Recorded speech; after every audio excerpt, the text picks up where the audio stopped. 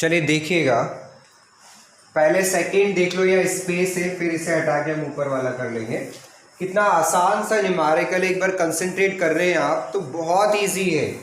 C is a unit vector, C एक unit vector, इसका magnitude कितना आएगा 1, perpendicular to the both A cross B। बीच में मत बोलो, सुनो। C एक यूनिट वेक्टर है जिसका मैग्नीट्यूड 1 है और वो दोनों वेक्टर से परपेंडिकुलर है।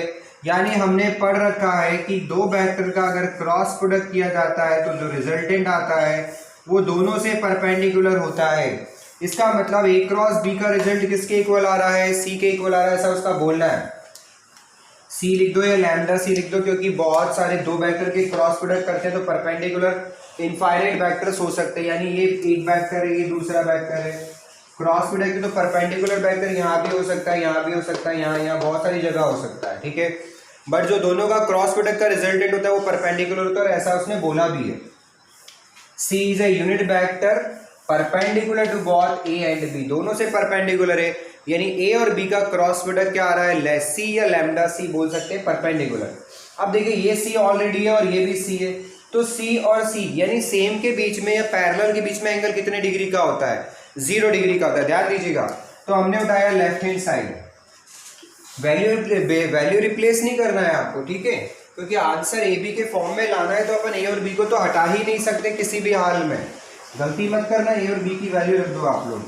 देखिए क्या हुआ, अंदर ही अंदर अगर मैं सॉल्व करता तो ये बना A cross B C and cos theta का होल स्क्वायर। ये लेफ्ट हैंड साइड उठाया मैंने, ये A vector dot B vector, dot product क्या होता है, फर्स्ट वेक्टर सेकंड वेक्टर का मैग्नीट्यूड कॉस थीटा। अब थीटा कितने डिग्री का है, यहाँ 0 डिग्री का है। थीटा क्या है, 0 डिग्री का है। अब क्लियर हो गई बात, क्यों 0 डिग्री का है, क्योंकि A क्रॉस B का जो रिजल्टेंट है वो C ही है। C बोलो या लैम्डा C बोलो, वैल्यू अगर बदलती भी है तो cos 0 होता है 1, cos 0 क्या होता है 1।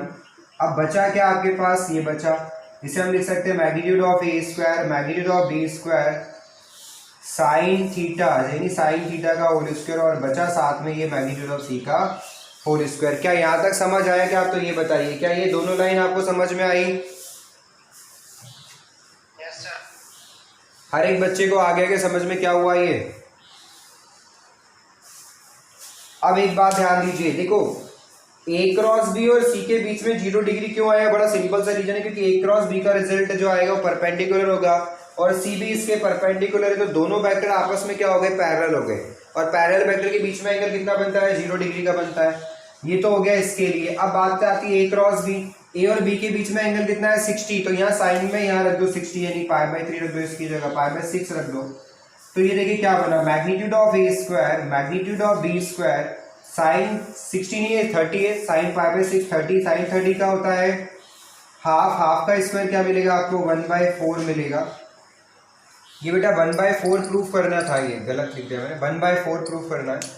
और ये C कैसा दे रखा है, C is a unit vector, यानी इसकी वैल्यू हो गई 1, तो आपका प्रूफ होता है 1/4 magnitude of A square magnitude of B square, यही प्रूफ करना था, हैंस प्रूफ। अब एक खास बात और सुनिए आप लोग ध्यान से, एक होता है A vector B vector C vector, इसे ऐसे लिखते हैं A vector dot B vector cross C vector भी लिख सकते हैं, और इसी बात को हम लोग A vector cross B vector dot C vector लिख सकते हैं। ये ट्रिपल प्रोडक्ट होता है, इसे ट्रिपल स्केलर प्रोडक्ट बोलते हैं। आपकी बुक में एग्जाम में बोर्ड में इसकी जगह ये लिखा मिलेगा आपको ABC का होल स्क्वायर, तो बात वही है।